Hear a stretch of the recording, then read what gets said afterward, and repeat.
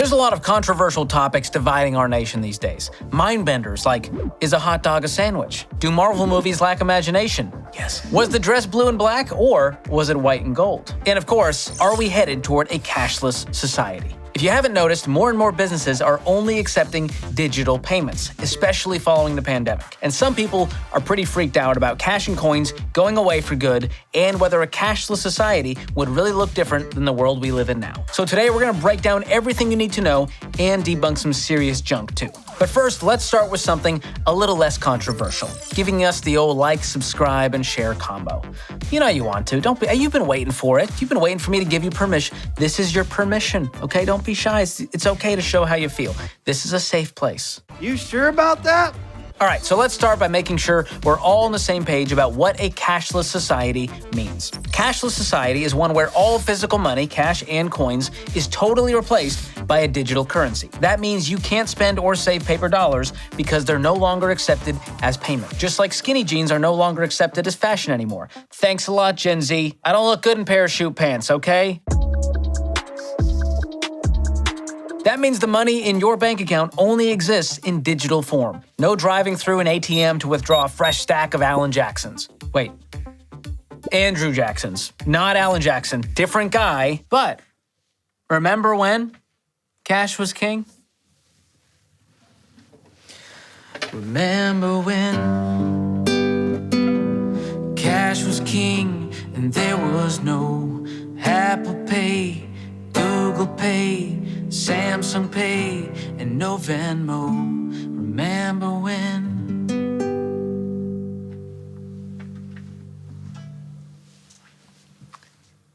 All right, the only way to pay for stuff in a cashless society is through digital transfers. And these transfers can be done with debit or credit cards or through digital wallets like Cash App, Zelle, PayPal, Google Pay, Venmo, Apple Pay, or for all three of you, Samsung Pay. Now you might be thinking, wait, don't we already kind of live in a cashless society? Well, you're not completely wrong. Cash is still king, but because of the convenience factor, a lot of people, including me, make their everyday purchases with cards or apps. Think about it. When was the last time you actually used hard physical cash as your primary payment option? At a garage sale, maybe? I mean, I still personally use cash to get a cash discount at my barber. Shout out to Daniel for keeping me fresh.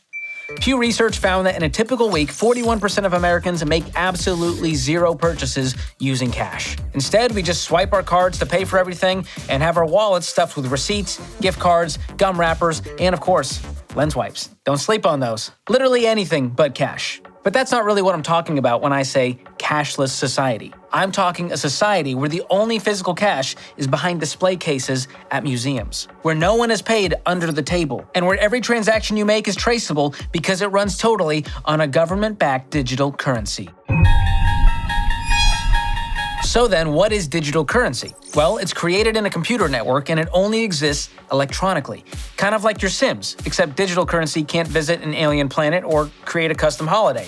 Yet. Now hear me say, electronic currency is not the same thing as digital currency. If you look at your bank account balance, you'll see a number that represents electronic currency that can be withdrawn at any time for actual dollar bills. You probably even get your paycheck through an electronic transfer that shows up in your bank account. The difference between electronic and digital currency is that digital can't be withdrawn from physical cash. It stays digital forever. And if you're thinking, this kind of sounds like crypto, you're right, it's kind of like crypto. Because crypto is a type of digital currency. But here's the catch. Crypto isn't overseen by a government central bank, and it's not legal tender, which means businesses aren't legally required to accept it as payment. And unless you're dealing with a business that accepts crypto, you've got to convert those coins into actual dollars in order to spend it. Don't ask me how to do it, because I'm not telling you. Because I don't know how. Now, for a cashless society to become cashless, it needs a government-backed digital currency that is legal tender, otherwise known as a central bank digital currency, or CBDC. Now that C is very key here. CBD, very different. Side effects of CBD include dry mouth, drowsiness, fatigue, and diarrhea. My body would just be like, we're just going to shut everything down. The side effects of CBDC is that grandpa can't slip a $1 Sacagawea coin piece into your birthday card. So CBDCs are legal tender that can be spent pretty much like cash. Several countries have even created their own CBDCs, and the Federal Reserve, our U.S. central bank, is currently in the beginning stages of exploring the pros and cons of its own CBDC that some people refer to as FedCoin. Not to be confused with FedCon, the hottest science fiction convention in all of Dusseldorf. And all the Germans said, Beam mich hoch, Scotty. Thanks, Timo. That was my German friend Timo, who I called in. This started in March of 22 when Biden signed an executive order announcing that the government would look into the potential of a US CBDC because they'd been scrambling to come up with a good response to all of the mining and investing boom of cryptocurrencies like Bitcoin, Ethereum, and Doge. Well, let's be clear, Fedcoin doesn't exist yet. It's just a twinkle in Biden's eye.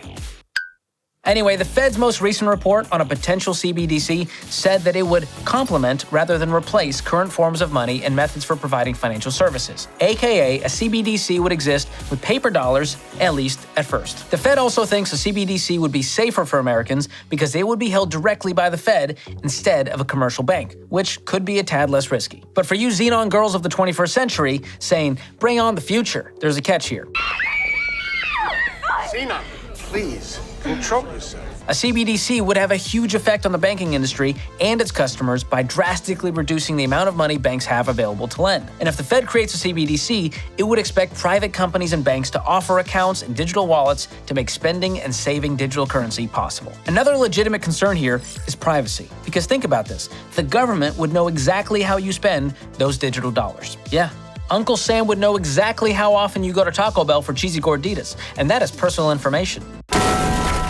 The worry here is that if the government holds your money and knows exactly how you spend it, the government could also restrict your spending or just decide to take it. With cash, you're a little bit off the grid and out of reach of Uncle Joe's meddling fingers. So that's why right now the Fed is looking for ways to protect consumer privacy. Unlike other countries and totalitarian regimes, China, the US actually still values personal freedom. On the other hand, the Fed doesn't want this digital dollar to be 100% anonymous like crypto because it wants to keep people from spending this money on illegal stuff, because drug dealers don't accept debit cards. Not that I would know.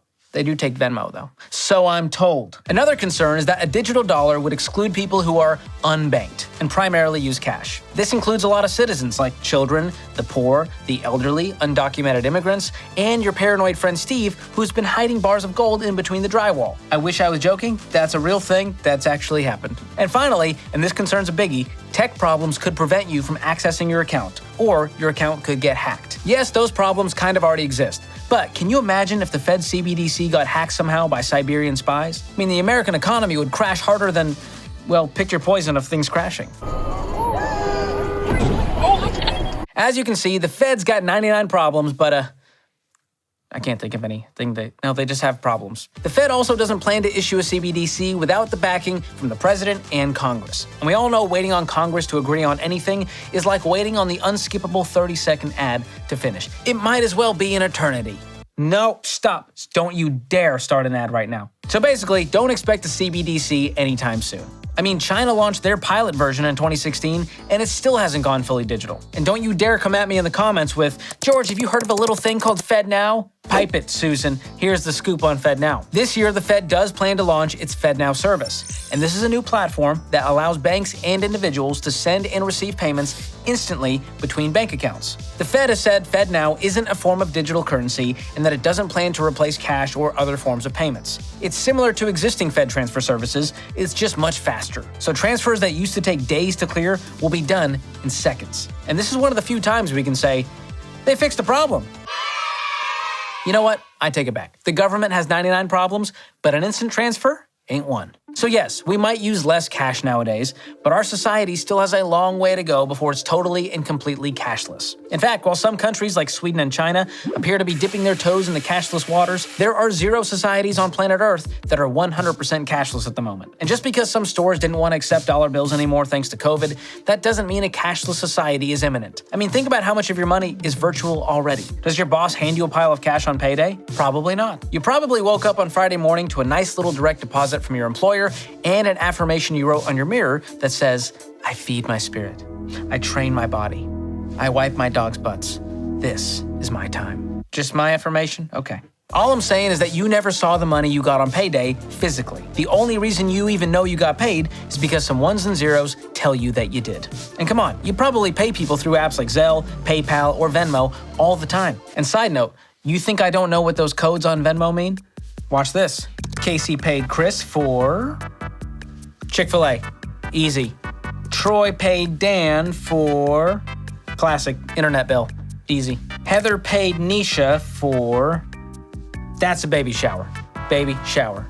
And finally, Reed paid Calvin for... Oh, okay, I know what you're thinking here. Mario Kart Party. No. Drugs. 100% drugs, final answer. Hold up. What I'm trying to say is cash is still alive and well. And like it or not, there are plenty of people who like and rely on using dollar bills. Plus, a big reason I'm still a fan of cash is because when you buy something with cold hard cash, you really feel it. You gotta give up something, like that crusty $20 bill, to get the thing you wanna buy, like a bucket of popcorn and 2 Cokes at the movies, because that's how much they cost these days, AMC. Nobody can afford the movies anymore, and I'm sneaking in popcorn whether you like it or not. And you would think big businesses would love for all of us to go cashless because it makes it easier for us to spend more when we can just swipe a card or scan our phones. But actually, 85% of business owners say they'll always accept cash. So take that, cashless society. Not so fast. In fact, cash is actually making a comeback thanks to cash stuffing and the envelope system. Look, there's no need to feel like you're causing the downfall of America by not using cash. Seriously. As long as you have money in the bank, using your debit card is okay. At the end of the day, whatever kind of payment you want to use, debit, mobile wallet, cash, just make sure you've budgeted for it first. You've got to have a plan for every expense. And that way, you can tell your money where to go instead of wondering where it all went. It puts you in control of your money and it helps you reach your financial goals. Now, I've mentioned this app a whole bunch on here, but my favorite budgeting app that I personally use is called EveryDollar. And it makes it super easy to plan my money out for the month, keep track of all my transactions, and reach my financial goals. So if you want to check that out, I've got a limited time sweet deal for you all with a 2-week free trial and $15 off an annual premium subscription. And if you want to check that out, I've got a link for you below. If you like this video, share it with a friend who thinks a cashless society will be civilization's demise. Or share it with your friend who can't wait to burn their Benjamins and get digital with it. I'd love to know what they think too. Thanks for watching today's episode. I'll see you next time. Not to be confused with FedCon, the hottest science fiction convention in all of Dusseldorf. Scotty, be mich hoch. Be mich hoch, Scotty. You know what I mean? Huh? Be mich hoch? Pretty good, huh?